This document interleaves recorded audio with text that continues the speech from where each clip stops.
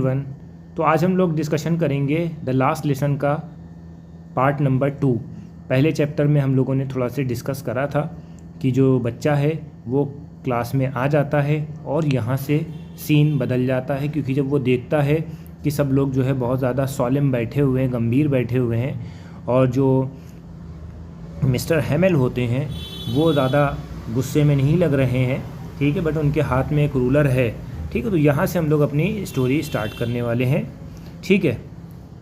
While I was wondering about it all, mister Hamel mounted his chair and same grave and gentle tone which he has used to me, ठीक है। My children, this is the last lesson I shall give you. The order has come from Berlin to teach the German in the school Alessek and Lorenz. New master come from tomorrow.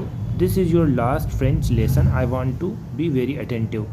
इसमें इन्होंने ये बोला है कि मैं जब ये सब बातों पे विचार कर ही रहा था तो इन्होंने मिस्टर जो है हैमेल अपनी कुर्सी पे बैठ जाते, माउंटेड का मतलब यानी कि बैठ जाते हैं, और बहुत दर्द भरी आवाज़ में, विनम्र आवाज़ में कहते हैं कि सभी लोगों से कहते हैं कि माई चिल्ड्रंस, मेरा ये लास्ट लेसन है और ऑर्डर आ गया है बर्लिन से कि अब जर्मन पढ़ाना है, ठीक है, स्कूल ऑफ एलेसेक और लॉरेंस के, ठीक है, एलेसेक एंड लॉरेंस स्कूल में आपको जब जर्मन पढ़ाई जाएगी, फ्रेंच नहीं पढ़ाई जाएगी। न्यू मास्टर जो है कल से आएंगे। ये आज फ्रेंच का लास्ट लेसन है, आप लोगों को बहुत अटेंटिव होके पढ़ना पड़ेगा, ठीक है। जब ये मैंने सुना तो मेरे दिल पे झटका लग गया। What is a thunder clap of this world to me, ठीक है। ओह द रिचेस का मतलब यानी कि अभागे, ठीक है। That was they had put it town hall, यानी कि उसमें इन्होंने पुट अप का मतलब यानी कि लगाया हुआ था टाउन हॉल के नोटिस बोर्ड पे। माई लास्ट फ्रेंच लेसन, मेरा ये लास्ट फ्रेंच लेसन है। क्यों? I hardly knew how to write, मैं बहुत ज़्यादा मुश्किल से सीख पाया था, ठीक है। आई should never learn any more, मैं अब नहीं लर्न कर पाऊँगा, ठीक है, आगे नहीं सीख पाऊँगा। आई मस्ट स्टॉप देयर, मुझे यहाँ पर रोकना पड़ेगा। Then oh sorry I was for not learning my lesson, मैं बहुत ज़्यादा दुखी हूँ। For seeking birds and going to sliding on the Saar, ठीक है। अब इसमें इन्होंने बताया है कि मैं अपने पार्ट न याद करके और पक्षियों के अंडे ढूंढने और सार पर फिसलने पर कितना दुखी हो जाता था।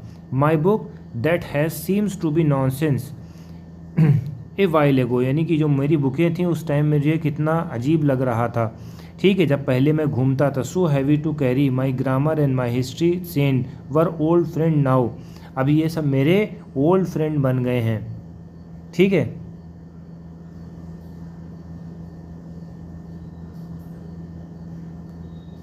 ठीक है, इससे पहले क्या था कि ये सब चीज़ें हमारे लिए मुश्किलें बन रही थी, मगर अब ये हमारे ओल्ड फ्रेंड बन गए हैं, क्योंकि अब इनको हटा दिया जाएगा। That could not give up, जो मैं गिव अप नहीं करना चाहता हूँ। Mister Hamel to the idea was going away, I should never see him again and made me forget all is ruler and cranky he was, यानी कि अब जो है मिस्टर हैमेल चले जाएंगे और उसके बाद मैं कभी भी उनसे नहीं मिल पाऊँगा, दोबारा उनसे कभी नहीं मिल पाऊँगा। और वो जो है अपने रूलर के साथ रहते थे, यानी कि वो बहुत ज़्यादा खड़ूस थे, क्रैंकी थे, ठीक है। अब वो सब चीज़ें भी ख़त्म हो जाएंगी।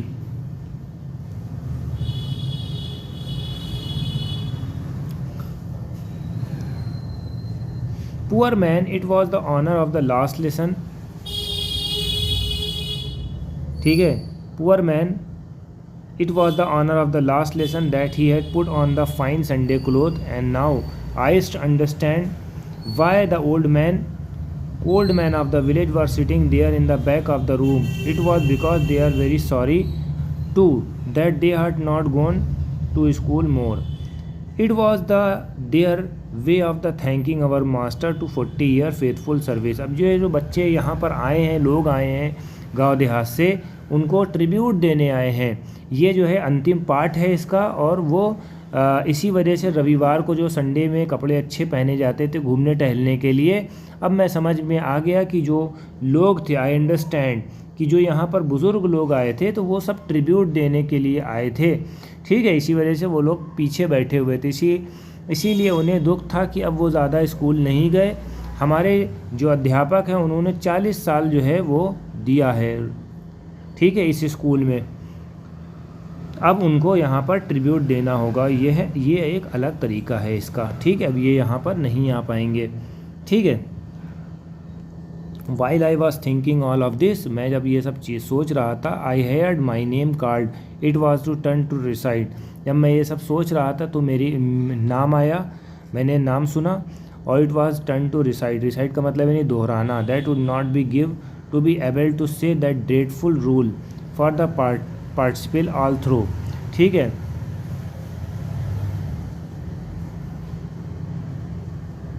यानी कि जब हमारा नंबर आया, what would I not give to be able, यानी कि मैं आंसर देने में असमर्थ था, very loud and clear without one mistake, but I got mix up the first word and stood there. जब मैं वहाँ पर आया तो पहले ही वर्ड में हकला गया, ठीक है, मैं अटक गया। Holding on to my desk, और मैं अपने डेस्क को पकड़े हुए था। माई हार्ट बीटिंग कर रही थी। Not daring to look up, यानी कि मैं किसी को देखने की वो नहीं कर रहा था, हिम्मत नहीं कर पा रहा था। I heard mister Hamel to me, I will not scold you. Mister Hamel कहते हैं कि बेटा अब हम तुम्हें नहीं डांटेंगे, ठीक है, अब हम तुम्हें नहीं डांटेंगे। Little friends you must be feel bad enough, ठीक है, friends you must feel bad enough.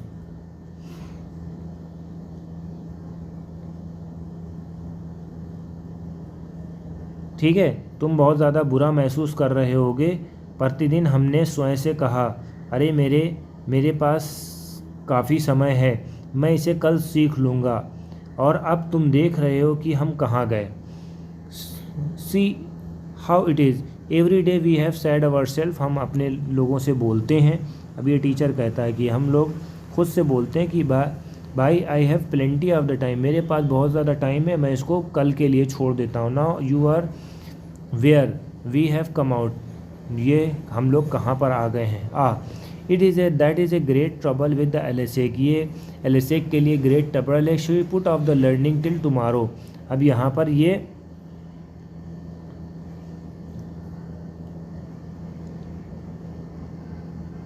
ठीक है, ये सब चीज़ें हैं। She put off the learning tomorrow, now those fellow out there will be have to right to say to you how it is, you pretend to be Frenchman, ठीक है, yet फिर भी neither speak nor your own language, ठीक है। अब इसमें इन्होंने ये बताया है कि अब बाहर के लोग आपस में आपके कहने का अधिकार होगा कि ऐसा कैसे है, तुम फ्रांस वाले होने पर भी दिखावा भी करते हो, और फिर तुम वहाँ न तो अपनी भाषा और लिख सकते हो न ही बोल सकते हो, यानी कि फ्रेंच हो मगर अपनी भाषा और अपनी लैंग्वेज को नहीं बोल सकते क्योंकि तुम्हारे मुल्क को कब्ज़ा लिया गया है।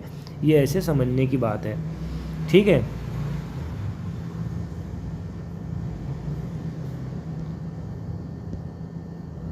But you are not worse, तुम बुरे नहीं हो। Poor little friends we will have a all great deal to reproach with, ठीक है, तुम बुरे नहीं हो, तुम ही सबसे बुरे नहीं हो, और हम सबके पास स्वयं को देश देने के लिए अनेक कारण हैं।